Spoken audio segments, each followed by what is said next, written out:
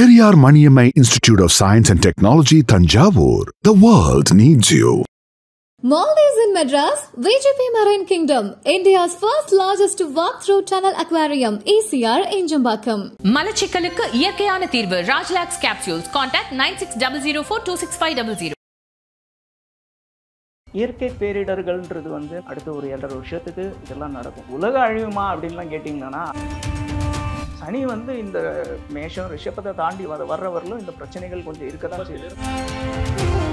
Rio தாட்சுக்கின்றவங்க என்ன மாதிரி methodology use பண்ணுறாங்கன்னா, அவங்களுக்கு கனவுகள் வருமா, அந்த வர கனவுகளை வரைஞ்சிருவாங்களாம். அப்படி நம்மளோட வேதிக் அஸ்ட்ராலஜி படி மீனராசிங்கிறது வந்து கடல், அதில் வந்து சனீஸ்வரன் இருந்தார். சனீஸ்வரன் இருக்கும்போது இந்த மாதிரி இயற்கை பேரிடர்கள் வரும். என்னோட கேல்குலேஷன் படி, முண்டைன் அஸ்ட்ராலஜி படி இந்த சர்டன் கோஆர்டினேட்ஸில் இந்த மாதிரி பிரச்சனைகள் வரும்ன்றது. பாபா வாங்கா அவங்களும் வந்து இது மாதிரி ஒரு ப்ரெடிக்ஷன்ஸ் வச்சுருக்காங்க. ஆக்சுவலாக அவங்க பாபா வாங்க கிடையாது. ஜூன் 7லேருந்து உலக அழிவுக்கான ஒவ்வொரு விஷயமா நடக்க ஆரம்பிக்கும். சனி வந்து கும்பத்தை தாண்டி அப்படி ஒரு ரவுண்ட் வரும்போது அந்த ஆஃப் ரவுண்டில் இதெல்லாம் நடக்கும். அது போர் மூலமாக நடக்க ஆரம்பிக்கும். பிரச்சனைகளை உலகம் சந்திக்கும். பொருளாதார ரீதியிலையும் சரி, உயிர் சேதங்களும் நிறைய ஆகிறதுக்கான. கொரோனா கொஞ்சமாக தலையை அப்படியே எட்டி பார்க்குது. கிரக அமைப்புகள் படி நான் சொல்கிறேன், அடுத்த வருஷம் நிச்சயமாக வந்து இந்த கொரோனாவுடைய அந்த வீரியம் வந்து. வணக்கம். இன்று நம்முடன் ஸ்ரீதரன் கோபால் இணைந்துள்ளார். அவரோட நிறைய விஷயங்கள் பேச போகிறோம். வணக்கம் சார். வணக்கம் விவேக். எப்படி இருக்கீங்க சார்? நல்லா இருக்கேன். நீங்கள் எப்படி இருக்கீங்க? நல்லா இருக்கு சார். சார், நம்ம ஏற்கனவே நிறைய விஷயங்கள் பேசியிருந்தோம். பட் அது எல்லாமே வந்து உங்களுடைய கணிப்புகளாக நிறைய நீங்கள் சொல்லியிருந்தீங்க. இப்போது இந்த ஜூன் ஜூலை மாதத்தை அடிப்படையாக வைத்து தீர்க்கதரிசிகள் அப்படின்னு நல்ல உலகறியப்பட்ட தீர்க்கதரிசிகள் அவங்கெல்லாம் வந்து உலக அழிவை பற்றி பேச ஆரம்பிக்கிறாங்க. ஸோ இந்த ஜூன் ஜூலை இந்த 2 மாதங்களுக்கு அடுத்து வந்து வரப்போகிற நிகழ்வுகள்லாம் பேராபத்து நிறைந்தவை அப்படி. ஸோ இதெல்லாம் இதையெல்லாம் எதை நோக்கி போகுது சார்? ஆக்சுவலாக இயற்கை பேரிடர்கள்ன்றது வந்து நடந்துகிட்ருக்கு, நடக்கும். இப்போ சாட்டன் வந்து உங்களுக்கு ரிஷவ லக்னத்தை தாண்டுற வரைக்கும் இதெல்லாம் வந்து நடக்கிறதுக்கான வாய்ப்புகள் இருக்குது. அடுத்த ஒரு 7.5 வருஷத்துக்கு இதெல்லாம் நடக்கும். பட் உலக அழிவுமா அப்படின்லாம் கேட்டிங்கன்னா, அதெல்லாம் வந்து இது இப்போது இதை சொல்லியிருக்கிறது பாபா வாங்கான்னு சொல்கிறாங்க. ஆக்சுவலாக அவங்க பாபா வாங்க கிடையாது. பாபா அவங்களோட ப்ரெடிக்ஷன்ஸ் கிடையாது. இது ஜப்பானை சேர்ந்த இன்னொருத்தங்க ரியோ தாட்சுக்கின்னு ஒருத்தங்க இருக்காங்க. அவங்க தான் சொன்னதா. நான் இதை பற்றி கொஞ்சம் ரிசர்ச் பண்ணேன். அவங்க சொல்லியிருக்காங்க, அதாவது வந்து ஜப்பானை ஒட்டி உள்ள கண்ட்ரிஸ், அதாவது வந்து ஃபிலிப்பைன்ஸ், ஜப்பான் அண்டு மலேசியா, இந்த பெல்ட் ஃபுல்லாக வந்து ஒரு பெரிய சுனாமி ஒன்று வரும், அதில் வந்து ஒரு பெரிய பேரழிவு ஏற்படும் அப்படிங்கிற மாதிரி சொல்லியிருந்தாங்க. நானும் அதே தான் சொல்லியிருந்தேன். போன தடவை நான் அவங்கக்கிட்ட ஜான்வரியில் பேசும்போது, சவுத் சைனா சீல ஒரு வந்து கொலாப்ஸ் வந்து வரும். ஒன்று அது இயற்கை பேரிடராக இருக்கலாம், இல்லைனா வந்து ஒரு போராக இருக்கலாம். ரெண்டுத்தில் ஏதோ ஒரு விதத்தில் வரும் அப்படின்னு சொல்லியிருந்தேன். இவங்க வந்து ஜப்பானுக்கு தான் ஜாஸ்தி சேதம் வரும் அப்படின்ற மாதிரி சொல்லியிருக்காங்க. நான் சொன்னது வந்து சைனாவுக்கு தான் அது ஜாஸ்தி சேதத்தை ஏற்படுத்தும் அப்படின்ற மாதிரி சொல்லியிருந்தேன். மோரோவர் இவங்க சவுத் சைனா சீன்னு ஸ்பெசிஃபை பண்ணலை, பெசிஃபிக் ஓஷன்னு சொல்கிறாங்க. ஜப்பானுக்கு அந்த பக்கம் இருக்கிற பெசிஃபிக் ஓஷன். அங்கே வந்தால் மலேசியா பாதிக்கிறதுக்கான வாய்ப்புகள் எப்படி இருக்குன்னு எனக்கு தெரியல. ஓகே, அது அவங்களோட ப்ரெடிக்ஷன். ஆல்மோஸ்ட் நான் சொன்னதும் அவங்க சொன்னதும் ஒத்து போகுது. நான் டேட்டெல்லாம் ஸ்பெசிஃபை பண்ணலை. இந்த வருஷம் அது நடக்கிறதுக்கான வாய்ப்புகள் இருக்குது அப்படின்னு சொல்லியிருந்தேன். அவங்க ஜூலை 5th வந்து இது நடக்கும் அப்படிங்கிற மாதிரி ரொம்ப ஸ்பெசிஃபிக்காக சொல்லியிருக்காங்க. 5th இல்லை 5th அப்புறமாவோ இதெல்லாம் நடக்கும் அப்படின்ற மாதிரி ஸ்பெசிஃபிக்காக சொல்லியிருக்காங்க. இதை வந்து இப்போ இன்டர்நேஷ்னல் மீடியாலாம் எடுத்து பேச ஆரம்பிச்சிட்டாங்க. ஏன் இந்த அளவுக்கு வந்து இதை வந்து பூஸ்டப் பண்ணுறாங்க அப்படிங்கிறது எனக்கு தெரியல. இந்த ஒரு பர்டிகுலர் நியூஸை இதுக்கு பின்னாடி ஏதாவது ஸ்ட்ராட்டஜி இருக்கா, இல்லை மார்க்கெட்டை கிராஷ் பண்ணுறதுக்காக ஏதாவது இந்த மாதிரிலாம் பண்ணுறாங்களா? உலகம் அழிய போகுது. உலகம் அழியறதுக்கான வாய்ப்புகள்லாம் கிடையாது. இயற்கை பேரிடர்கள் அங்கங்கே நடந்துட்டு தான் இருக்குது. இப்போ கூட ஸ்விட்சர்லாண்டில் ஒரு மலையை வந்து சரிஞ்சு வந்து ஒரு வில்லேஜே காணாமல் போச்சு. இப்போ ரீசெண்டாக வயநாடு மாதிரி மொத்தமாக அந்த வில்லேஜே அடிச்சுட்டு போயிடுச்சு. ஸோ இந்த மாதிரி இயற்கை பேரிடர்கள் அங்கங்கே நடந்துட்டு தான் இருக்குது. இது நடக்கும். சனி வந்து கும்பத்தை தாண்டி அப்படி ஒரு ரவுண்டு வரும்போது அந்த ஆஃப் ரவுண்டில் இதெல்லாம் நடக்கும். இதெல்லாம் வந்து பெரிய விஷயம் இல்லை. பட் இதனால் உலகம்லாம் அழிய போதான்னு கேட்டிங்கன்னா, அதுக்கான வாய்ப்புகள்லாம் இல்லை. அதை நான் ஓப்பனாகவே சொல்லிடுறேன். அதெல்லாம் இப்போ கிடையாது. அதை நினச்சி யாரும் பயப்பட வேண்டியதில்லை. ஸோ இது வந்து இந்த ஸ்டாக் மார்க்கெட்டை வேணும்னே கிராஷ் பண்ணுறதுக்காக கூட இந்த நியூஸை வந்து வேணும்னே பூஸ்ட் பண்ணுறாங்களா என்ன எதுன்றது எனக்கு தெரியல. அவங்க இந்த ரியோ தாட்சுக்கின்றவங்க என்ன மாதிரி மெத்தடாலஜி யூஸ் பண்ணுறாங்கன்னா, அவங்களுக்கு கனவுகள் வருமா, கனவுகள் அந்த வர கனவுகளை அவங்க வரைஞ்சிருவாங்களாம் அப்படி. ஸோ இதை மாதிரி நிறைய விஷயங்கள் அவங்க சொல்லியிருக்காங்க. அது பலிச்சிருக்குன்னு சொல்லி அவங்க நாட்டை சேர்ந்தவங்க நிறைய பேர் சொல்கிறாங்க. ஸோ ஜாப்பனீஸ் வந்து புத்திசாலிகள் தான். அவங்க சொல்கிறாங்கன்னா அதில் பொய் இருக்க வாய்ப்பு இல்லை, நடந்திருக்கலாம். அவங்க ப்ரெடிக்ஷன்ஸ்லாம் பழிச்சிருக்கலாம், இல்லைன்னு நான் சொல்லலை. ஸோ இது அவங்க என்ன மெத்தடாலஜி யூஸ் பண்ணி சொல்லியிருக்காங்க அப்படிங்கிறது எனக்கு தெரியல. பட் நம்மளோட வேதிக் அஸ்ட்ராலஜி படி மீனராசிங்கிறது வந்து கடல், அதில் வந்து சனீஸ்வரன் இருந்தார். அந்த இடத்துல வந்து சனீஸ்வரன் இருக்கும்போது இந்த மாதிரி இயற்கை பேரிடர்கள் வரும். என்னோட கேல்குலேஷன் படி, முண்டைன் அஸ்ட்ராலஜி படி இந்த சர்டன் கோஆர்டினேட்ஸில் இந்த மாதிரி பிரச்சனைகள் வரும்ன்றதை நான் ப்ரெடிக்ட் பண்ணியிருந்தேன். That means in South China C. So இது ரெண்டும் ஆல்மோஸ்ட் கிட்டத்தட்ட ஒத்து போகுது. பட் நான் டேட்டெல்லாம் எதுவும் ஸ்பெசிஃபை பண்ணி சொல்லலை, மந்த்தும் சொல்லலை. இந்த வருஷத்தில் நடக்கும் அது அப்படிங்கிற மாதிரி நாம் பார்ப்போம் டெஃபினட்டாக அப்படிங்கிறத சொல்லியிருந்தேன். சார், இப்போ நீங்கள் சொன்னீங்க இந்த பாபா வாங்கா, அதாவது ஜூனியர் பாபா வாங்கான்னு சொல்லிட்டு நீங்கள் சொன்ன அந்த ஜப்பான் தீர்க்கதரிசியை வந்து சொல்கிறாங்க, கனவுலேருந்து வர்றாங்க. இப்போ பாபா வாங்கா வந்து அவங்களும் வந்து இது மாதிரி ஒரு ப்ரெடிக்ஷன்ஸ் வச்சுருக்காங்க. 1 மாதத்துக்கு முன்னாடி அப்படின்னு ஜூன் 7லேருந்து உலக அழிவுக்கான ஒவ்வொரு விஷயமா நடக்க ஆரம்பிக்கும், அங்கொன்றும் இங்கொன்றுமா நடக்க ஆரம்பிக்குங்கிற மாதிரி. அது போர் மூலமாக நடக்க ஆரம்பிக்கும். உலக அழிவுக்கான இதுன்னு நான் சொல்ல முடியாது. பட் ஒரு பெரிய பிரச்சனைகளை உலகம் சந்திக்கும். பொருளாதார ரீதியிலையும் சரி, உயிர் சேதங்களும் நிறைய ஆகிறதுக்கான சான்சஸ் இருக்குது. அது நடந்துகிட்ருக்கு, நம்ம பார்த்துட்ருக்கோம். மே 7ஆம் தேதி நான் சொல்லியிருந்தேன், மார்ச் டு மே வந்து இது இந்த மாதிரி நடக்கிறதுக்கான வாய்ப்புகள் இருக்குதுன்னு. ஏன்னா வந்து அந்த சனி ராகு சேர்க்கை இந்த மீன ராசி. ஸோ ராகு தள்ளி வந்ததுனால நம்மளுக்கு வந்து நம்மளோட நாட்டுக்கு இந்த போர்னால் வரக்கூடிய பதற்றங்கள் வந்து கம்மியாகும் அப்படின்றதையும் நான் சொல்லியிருந்தேன். இனிமேல் பட்டு இந்தியாவுக்கு வந்து பெரிய போர்னால பதற்றங்கள்லாம் இருக்காது. சின்ன சின்ன விஷயங்கள் டிஸ்டர்பன்சஸ் இருக்கலாம், அதில் மற்றபடி பெரிய போர் வரதுக்கான வாய்ப்புகள் கிடையாது. அதையும் நான் கிளியராக சொல்லிடுறேன். ஸோ நம்ம பயப்பட வேண்டிய அவசியம் கிடையாது. பட் உலக நாடுகள் இப்போ உக்ரைன் ரஷ்யா போர் நிற்குமா உடனே அப்படின்னு கேட்டிங்கன்னா உடனே நிற்காது. அது எஸ்கலேட் ஆகி போயிட்டு தான் இருக்கும். அதே மாதிரி இஸ்ரேல் காசா அண்ட் ஈரான் பிரச்சனை நிற்குமா அப்படின்னு கேட்டிங்கன்னா ட்ரம்ப் இருக்கிறவர்களும் அது நிற்காது. நான் உங்ககிட்ட போன மாதம் வந்து 23ஆம் தேதி நான் சொல்லியிருந்தேன், ட்ரம்ப் வந்து அவர் பதவியிலிருந்து அவர் மக்களாலேயே தூக்கி எறியப்படுவார், அவர் நாட்டில் மிகப்பெரிய கிளர்ச்சி வரும். இன்றைக்கி நான் சொல்கிறேன், அடுத்த நாளையிலிருந்து அவருடைய சந்திரனுடைய அந்தரம் ஆரம்பிக்குது. அவரோட பிரச்சனை 1 by 1 ஸ்டார்ட் ஆகும்னு சொன்னேன். 23ஆம் தேதி நான் சொன்னேன். 24ஆம் தேதி அவரோட கோர்ட்டே வந்து அவருக்கு அகேன்ஸ்டாக வந்து அவர் கொடுத்த டேரிஃபுக்கெல்லாம் வந்து ஸ்டே கொடுத்தாங்க, அவங்க நாட்டு கோர்ட்டே. அதே நேரத்தில் அவருக்கு உச்ச நண்பனாக இருந்து எலான் மஸ்கே வந்து இன்னைக்கு மாறி நிற்கிறாரு எதிர்க்கு. இல்லை, இவங்களே வந்து மாறி மாறி அடிச்சுப்பாங்கன்றது நான் எதிர்பார்க்கல. இது எனக்கே ட்விஸ்ட்டு. இவர் தூக்கி எறியப்படுவார்ன்றது தான் நான் ப்ரெடிக்ட் பண்ணது. பெரிய கிளர்ச்சி, அமெரிக்கன் பார்ட்டின்னு ஒரு பார்ட்டி. இது வந்து பேய்க்கும் சண்டைங்கிற மாதிரி அந்த லெவலில் போயிட்டுருக்கு. ஒருத்தர் வந்து எவ்வளோ அப்யூஸ் பண்ணிக்க முடியுமோ அவ்வளோ அப்யூஸ் பண்ணிட்டு இருக்காங்க.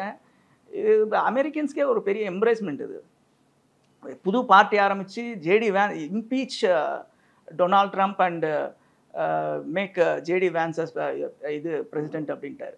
அதாவது டொனால்ட் ட்ரம்ப்பை தூக்கி போட்டுட்டு ஜேடி வேன்ஸை பிரசிடென்ட் ஆக்குங்க. நான் என்ன இவரை பிரசிடென்ட் ஆக்குனது இவரோட ஃபண்ட்ஸ் மூலமாக தான். செவரல் thousands of crores வந்து இவர் வந்து எலெக்ஷனுக்காக செலவு பண்ணியிருக்காரு. ஸோ அப்படி பண்ணும்போது அவங்களுக்கும் சில எதிர்பார்ப்புகள் இருக்கும். அதை தான் அவர் எதிர்பார்த்துருக்காரு. பட் இவர் வந்து எல்லார் கூடயுமே தகராறு பண்ணிட்டு இருக்காரு. என்ன ரீசன்னே தெரியல. நான் அதுதான் சொன்னேனே, ஒரு ஸ்திரத்தன்மையே இல்லாத ஒரு மனிதர் அவர். ஸோ அவரால் நிறைய கிளர்ச்சிகள் ஏற்படும். நேற்று வந்து லாஸ் ஏஞ்சலஸில் ஒரு பெரிய ப்ரொட்டஸ்ட் நடந்திருக்கு. பொதுமக்கள் வந்து போலீஸ் எல்லாம் அடித்து கலாட்டா பண்ணி பெரிய பிரச்சனைகள் நடந்திருக்கு. இந்த மாதிரி 1 by 1 வந்து இந்த கிரைசிஸ் வந்து ஸ்டார்ட் ஆகும் யூஎஸில். இது வந்து பெரிய ஒரு ரிசெஷனில் கொண்டு போய் விடும் நாடு. அதுக்கப்புறமா தான் மக்களுக்கு இவர் யார், என்ன தப்பான ஆளை தேர்ந்தெடுத்துருக்கோன்றதை உணர்ந்து அவங்க வந்து இவர் தூக்கி எறியப்படுவார். இது டவுட்டே கிடையாது, அவர் ஜாதகத்திலே இருக்குது. இப்போ தீர்க்கதரிசிகளுடைய பின்புலத்தை பார்க்கலாம் சார். இப்போ இந்த பாபா வங்கா அப்படின்னு சொல்கிறாங்க இல்லையா, அவங்களுடைய பின்புலம் என்ன சார்? இந்த தீர்க்கதரிசி அப்படிங்கிறது வந்து சயின்டிஃபிக்கலி ப்ரூவனா, இல்லை நம்ம ஜோதிடம் மாதிரி அது வந்து ஒரு ஒரு டிபேட்டபிள் விஷயந்தானா? இல்லை, நான் சில விஷயங்கள் வந்து எனக்கு வந்து இப்போது முதல்ல நம்ம நாஸ்ட்ரடாமஸ்லேருந்து வரும். நாஸ்ட்ரடாமஸை வந்து ஒரு தீர்க்கதரிசின்னு சொல்கிறாங்க, அவரோட ப்ரெடிக்ஷன்ஸ்லாம் நடந்துச்சுன்னு சொல்கிறாங்க. பட் அவரோட லெஸ் ப்ராஃபஸிஸ் எடுத்து பார்த்தீங்களான்னா எல்லாமே 2 லைனில் தான் இருக்கும், ஃப்ரெஞ்சில் தான் இருக்கும் அது. ஓகே, அதை ட்ரான்ஸ்லேட் பண்ணி இவங்க சொல்லுவாங்க. ஒவ்வொரு லாங்குவேஜில் ட்ரான்ஸ்லேட் பண்ணும்போது ஒவ்வொரு மாதிரி பண்ணுறாங்க அவங்க. ஓகேவா, எனக்கு தெரிஞ்ச ஒரு ஃப்ரெஞ்சு தெரிஞ்ச ஒரு ஃப்ரெண்டை வச்சு நான் வந்து அவர் பர்டிகுலராக வந்து இந்த ரெட்டை கோபுர தாக்குதல், அப்புறம் வந்து இன்னும் சில விஷயங்கள்லாம் சொன்னதை பற்றி நான் வந்து விசாரித்தப்போ அவர் வந்து ஃப்ரெஞ்சில் படித்து பார்த்துட்டு அதுக்கும் இதுக்கும் சம்மந்தம் இல்லை, இது வந்து ப்ரெடிக்ஷன் கிடையாது, இன்டர்பிரிட்டேஷன் தான்.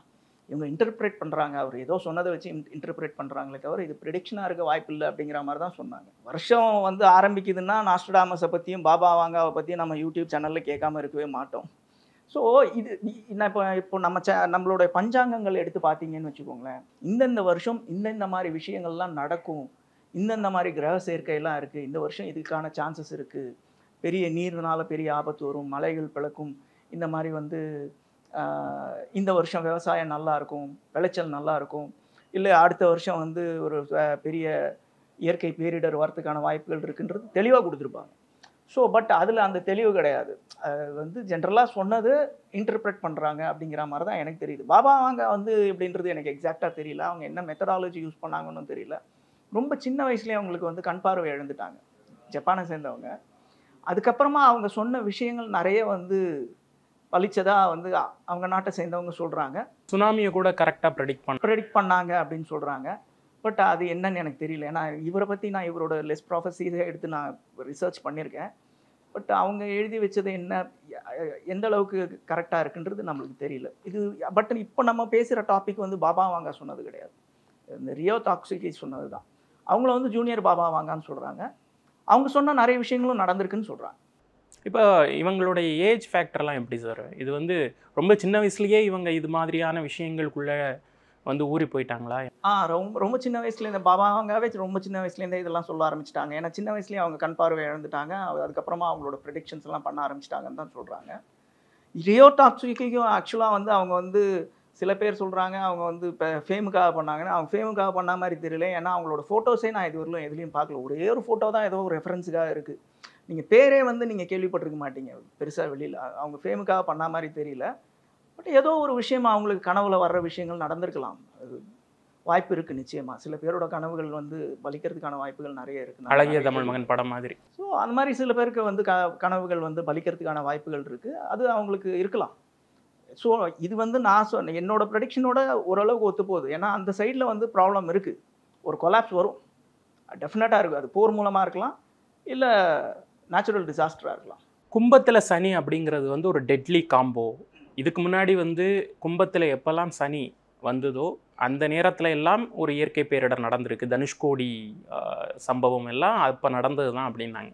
இப்போ தான் சனி பெயர்ந்துட்டாரு சார். சனி பெயர்ந்துட்டாரு, நான் சனி பெயர்லன்னு சொல்லவே இல்லையே.